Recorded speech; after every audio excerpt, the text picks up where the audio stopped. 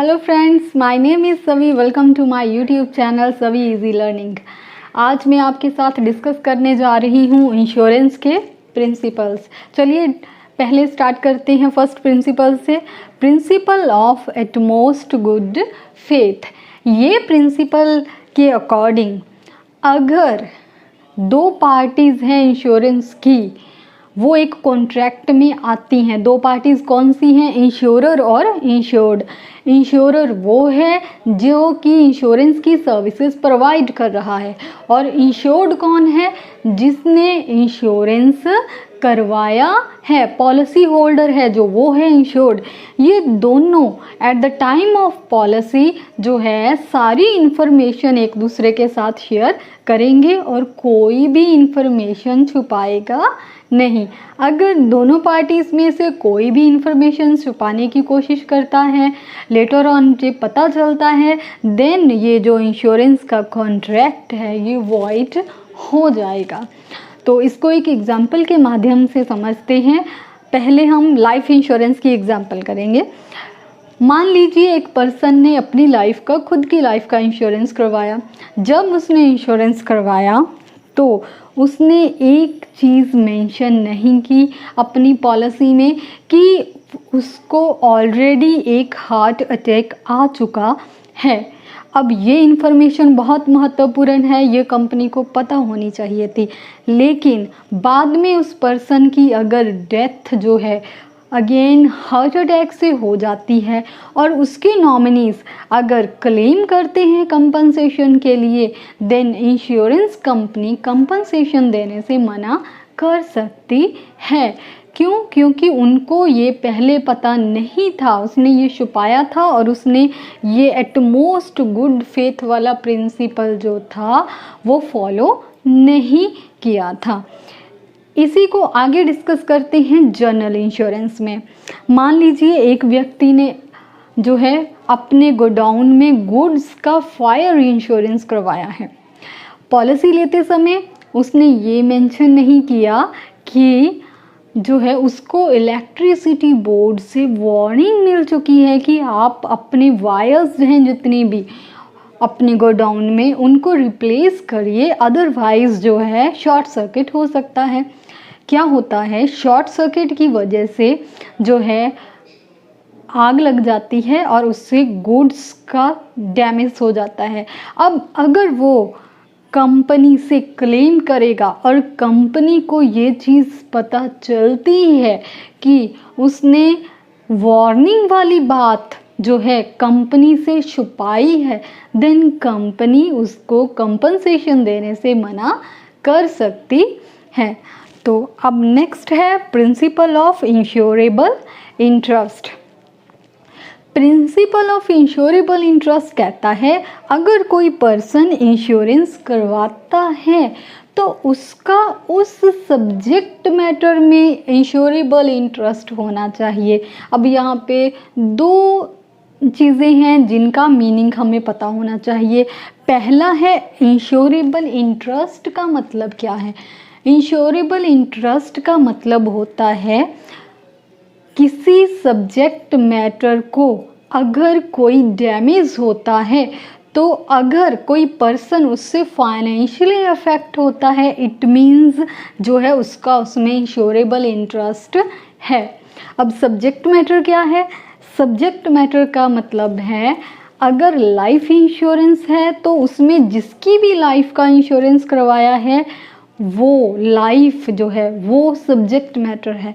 अगर किसी एसेट का करवाया है insurance, then that asset is a subject matter. तो यहाँ पे क्या है, आप उसी का इंश्योरेंस करवा सकते हैं जिस सब्जेक्ट मैटर में जो है आपका इंश्योरेबल इंटरेस्ट है। इसका कारण क्या है?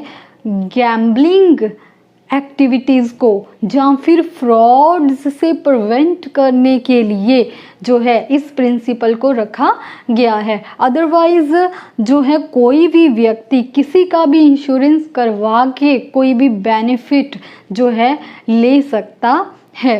यहाँ पे अगर हम इस प्रिंसिपल को लाइफ इंश्योरेंस में डिस्कस करें तो एक पर्सन का अपने स्पॉस में, स्पॉस मतलब हस्बैंड के लिए वाइफ, वाइफ के लिए हस्बैंड, दोनों का एक दूसरे में इंश्योरेबल इंटरेस्ट है। और उन एक पर्सन का अपने बच्चों में और अपने पेरेंट्स में, इनमें सभी में जो है इंश्योरेबल इंटरेस्ट है, बिकॉज उनके होने या ना होने से उनको इफेक्ट पड़ता है।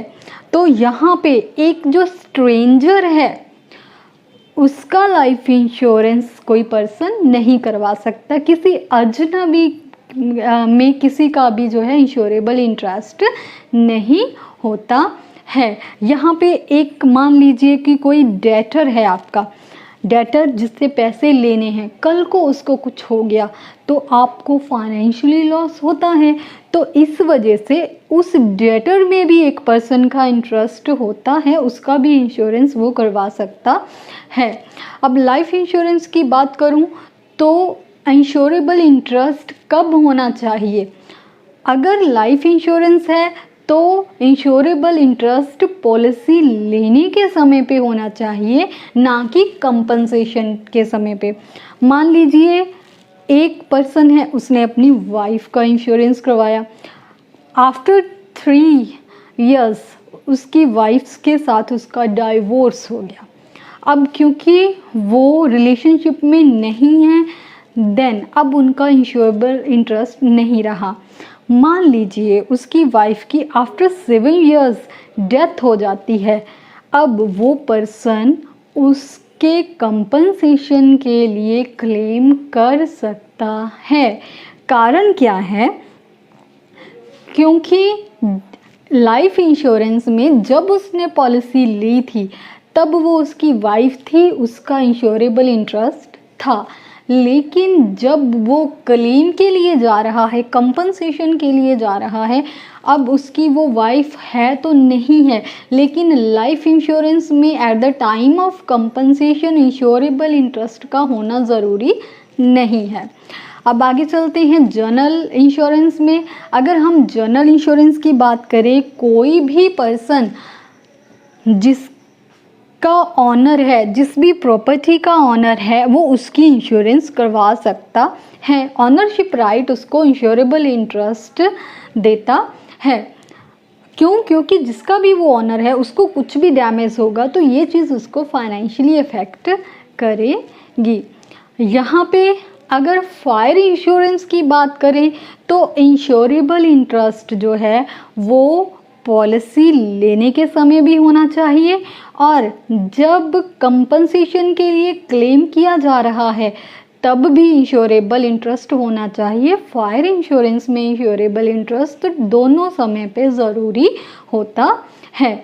लेकिन अगर मैराइन इंश्योरेंस की बात करें या अदर इंश्योरेंसेस की बात करें तो उस समय उस केस में जो है इंश्योरेबल इंटरेस्ट जो है वो at the time of taking compensation, जब आप क्लेम कर रहे हैं कंपनसेशन के लिए, तब इंश्योरेबल इंटरेस्ट का होना ज़रूरी होता है। तो ये मैंने आपको बताया कि ऑनरशिप के राइट से जो है आपका इंश्योरेबल इंटरेस्ट जो है वो किसी में भी सब्जेक्ट मैटर में होता है। समटाइम्स ऐसा भी होता है कि आप ऑनरशिप राइट ना भी हो लेकिन फिर भी इंश्योरेबल इंटरेस्ट एग्जिस्ट करता है। ये किस केस में है? मान लीजिए कोई पर्सन है जिसने किसी दूसरे व्यक्ति को लोन दिया है, मतलब वो लेंडर है, तो लेंडर ने जब लोन दिया है उसने सिक्योरिटी रखी है। अब जिस भी प्रॉपर्टी को उसके पास सिक्योरिटी के लिए रखा गया है उस प्रॉपर्टी का कोई डैमेज होता है तो उसको फाइनेंशियली लॉस होगा। तो जो लेंडर है वो उस प्रॉपर्टी में सिक्योरिटी वाली में बेशक ऑनर नहीं है बट इंश्योरेबल इंटरेस्ट रखता है। अब नेक्स्ट जो है principle, that is principle of indemnity. Principle of indemnity जो है किसी भी व्यक्ति को जो है सेम कंडीशन में पहुंचाने के लिए है जैसे कि वो लॉस से पहले था। जैसे मान लीजिए कि किसी व्यक्ति को 1 लाख का लॉस हुआ है तो अब वो फाइनेंशियली काफ़ी डाउन आ गया। जब वो उस प्रॉपर्टी का अगर उसने इंश्योरेंस करवाया है तो वो 1 लाख का जो लॉस हुआ उसको वो इंश्योरेंस कंपनी कवर कर देगी। तो वो ऑलमोस्ट उसी कंडीशन में पहुंच जाएगा जब वो लॉस होने से पहले जहाँ पे था। यहाँ पे जो कंपनी है उसको या तो एक्चुअल लॉस, जितना उसको एक्चुअल लॉस हुआ, या फिर जितने की पॉलिसी थी, इन दोनों में से जो भी लेस है उसके लिए उसको कंपनसेट करेगी। वो कभी भी प्रॉफिट में नहीं जाएगा। फॉर एग्जाम्पल, अगर उसका एक्चुअल लॉस है 1 लाख का और उसकी पॉलिसी है 50,000 की, अब उसको क्या लेस है 50,000, तो उसको जितने की पॉलिसी है उतना मिलेगा। अब नेक्स्ट आते हैं, मान लीजिए उसका एक्चुअल लॉस है 1 लाख का लेकिन उसकी पॉलिसी थी 2 लाख की। एक्चुअल लॉस है 1 लाख का, पॉलिसी है 2 लाख की। अब क्या लेस है इनमें से 1 लाख एक्चुअल लॉस, तो उसको 1 लाख ही कंपनसेट करेगी company. Which ever is less, जो दोनों में से कम है उतना ही कंपनसेट करेगी। वो किसी भी हालत में जो है वो प्रॉफिट में नहीं जा सकता। तो यहाँ पे हम एक्चुअल लॉस को मेजर करते हैं। ये प्रिंसिपल जनरल इंश्योरेंस में अप्लाई होता है लेकिन लाइफ इंश्योरेंस में अप्लाई नहीं होता है। इसका कारण है क्योंकि लाइफ इंश्योरेंस में किसी पर्सन के जाने से कितना लॉस हुआ है इसको फाइनेंशियल टर्म्स में हम मेजर नहीं कर सकते हैं। तो नेक्स्ट है आपका principle of contribution. 4th principal है आपका प्रिंसिपल ऑफ कंट्रीब्यूशन। ये प्रिंसिपल भी आपका लाइफ इंश्योरेंस में एप्लीकेबल नहीं होता है। अकॉर्डिंग टू दिस प्रिंसिपल, जो पर्सन अगर कहीं पे भी एक सब्जेक्ट मैटर पे अगर मोर देन 1 पॉलिसीज लेता है तो वो दोनों से बेनिफिट नहीं उठा सकता है। उसको दोनों कंपनीज, अगर 2 कंपनी से इंश्योरेंस करवाया है, दोनों कंपनीज जो हैं मिलके उसको कंपनसेट करेंगी उसके लॉस के लिए। मान लीजिए उसने कंपनी ए से भी इंश्योरेंस करवाया और कंपनी बी से भी इंश्योरेंस करवाया। ए से भी 1 लाख का करवाया और बी से भी 1 लाख का करवाया।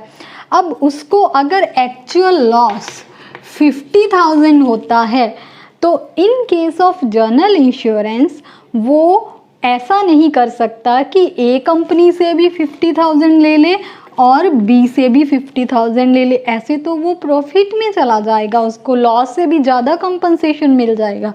तो इस केस में क्या है कि ये दोनों कंपनी जितने की पॉलिसी है उसकी प्रोपोर्शनेट अमाउंट में इसको इसके लॉस के लिए कंपनसेट करेंगी। अब दोनों की पॉलिसी 1 लाख की है तो ये इसको जो है मिलके 25,000 मिलके 50,000 का लॉस इसका कवर कर देंगे। इससे ये कभी भी प्रॉफिट में नहीं जाएगा। लेकिन जो लाइफ इंश्योरेंस है उसमें कोई भी पर्सन जितनी भी पॉलिसीज़ लेता है उसको फुल अमाउंट मिलेगा, उसमें कंट्रीब्यूशन वाला प्रिंसिपल अप्लाई होता नहीं है। नेक्स्ट है प्रिंसिपल ऑफ सब्रोगेशन।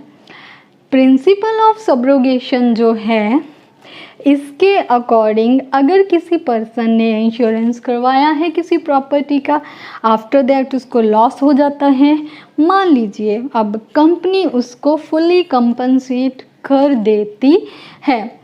जब उस कंपनी ने उसको फुली कंपनसेट कर दिया देन अब जो स्क्रैप बच के कुछ बेच के सेल करके कोई भी अर्निंग आती है उसके ऊपर जो ऑनरशिप राइट है वो इंश्योर्ड का नहीं रहेगा, वो इंश्योरर का, उस कंपनी का हो जाएगा।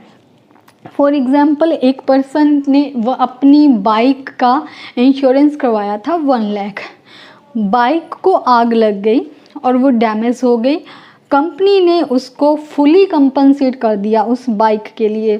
अब जो उसकी स्क्रैप बची थी बाइक की, उसको सेल करके 10,000 अर्निंग होती है, वो जो है उसका ऑनर जो है वो नहीं रखेगा। अब उस इनकम के ऊपर राइट जो है, ऑनरशिप राइट है, वो किसको ट्रांसफ़र हो जाएंगे?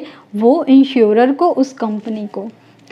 नेक्स्ट है प्रिंसिपल ऑफ कॉजा प्रॉक्सिमा। ये बहुत इजी प्रिंसिपल है। इस प्रिंसिपल के अकॉर्डिंग क्या है, जब भी इंश्योरेंस करवाते हैं तो किसी कारण के लिए करवाया जाता है कि कौन कौन से कारण हैं जिनसे अगर डैमेज होता है तब आपको इंश्योरेंस के पैसे मिलेंगे, कंपनसेशन मिलेगा। अगर उन्हीं कारणों की वजह से लॉस होता है, इंश्योरेंस के पैसे तभी मिलते हैं, अदरवाइज़ नहीं मिलते हैं। आपने एक मूवी देखी होगी, ओ माई गॉड। ओ माई गॉड जो मूवी थी, उसमें कांचीलाल जो थे, उनको इंश्योरेंस कंपनी ने उनकी शॉप की डैमेज के कारण जो भी लॉस हुआ था उसका कंपनसेशन देने से मना कर दिया था। कारण क्या था? यही प्रिंसिपल।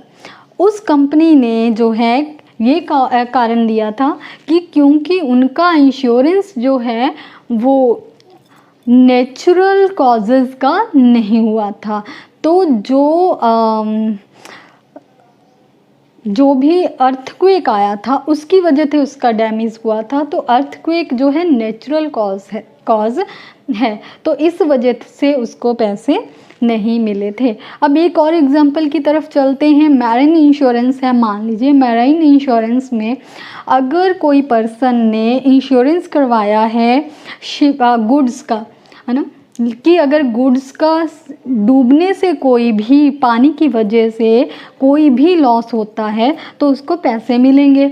अब क्या हुआ, जो चूहे थे, माउस, उन्होंने क्या किया, शिप में होल कर दिया। शिप में होल करने की वजह से अगर जो शिप है वो डूब जाता है तो अब उसके गुड्स भी डूब जाएंगी, उसका लॉस हो जाएगा। तो उसके लिए उसको कंपनसेशन मिलेगा क्योंकि गुड्स का लॉस डूबने से हुआ। लेकिन बाय चांस जो माउस हैं वो शिप में उस गुड्स को ख़राब कर देते हैं, है ना, वैसे डैमेज कर देते हैं चूहे, तो उसको जो है कंपनसेशन नहीं मिलेगा क्योंकि अब जो लॉस है वो डूबने की वजह से नहीं हुआ है। तो कॉजा प्रॉक्सिमा कहता है कि जिस भी कारण के लिए इंश्योरेंस करवाया है, लॉस अगर उस कारण से होगा तभी पैसे कंपनसेशन मिलेगा। Now last principle is principle of mitigation of loss. इस प्रिंसिपल के अकॉर्डिंग अगर कोई भी पर्सन इंश्योरेंस करवाता है किसी भी प्रॉपर्टी की, तो वो केयरलेस नहीं हो सकता है उस प्रॉपर्टी के लिए। फॉर एग्ज़ाम्पल, अब किसी पर्सन ने अपनी गुड्स का इंश्योरेंस करवाया, गोडाउन का इंश्योरेंस करवाया, अचानक से आग लग गई और उसने उस आग को बुझाने की अगर कोई कोशिश नहीं की है, क्योंकि उसको पता था कि उसने इंश्योरेंस करवाया है और वो आराम से खड़े होके ऐसे आग को देख रहा है, बुझाने की कोई कोशिश नहीं कर रहा है, इसका मतलब उसने इस प्रिंसिपल को फॉलो नहीं किया है। कंपनी के ध्यान में अगर ये बात आती है तो कंपनी उसको कंपनसेशन देने से मना कर सकती है इसी ग्राउंड पे कि उसने अपने लॉस को मिनिमाइज करने के लिए कोई कोशिश नहीं की है। ये थे आपके 7 प्रिंसिपल्स। फ्रेंड्स, अगर आपको ये वीडियो पसंद आई तो प्लीज़ लाइक करिए और मेरे चैनल को सब्सक्राइब करें। Thank you very much.